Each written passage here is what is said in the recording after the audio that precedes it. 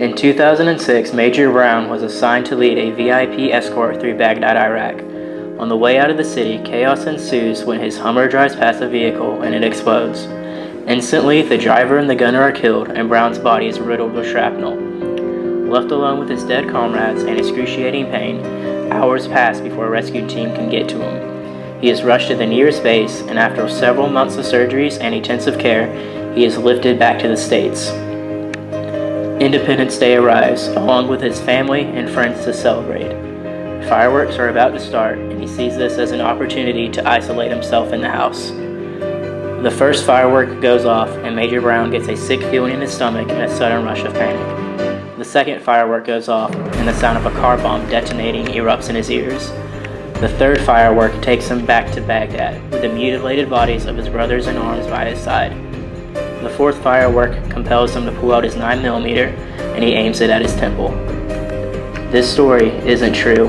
However, this is often the reality for soldiers with PTSD. Post-traumatic stress disorder is a mental health problem that a person can develop after a disturbing experience. PTSD can result from many situations. However, a community that greatly suffers from PTSD are those who served in the armed forces. According to the National Center for PTSD, 7 to 8% of the U.S. population will have PTSD at some point in their lives, whereas 30% of soldiers will have PTSD.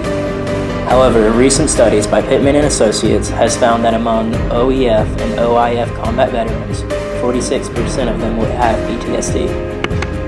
Criteria for PTSD says that one must experience at least one symptom of re-experience phenomenon, at least 3 symptoms of avoidance, and at least 2 symptoms of arousal and reactivity.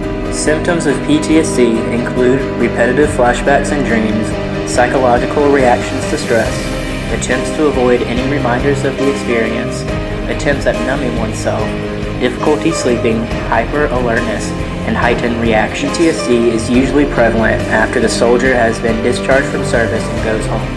PTSD affects their function at home and their daily lives.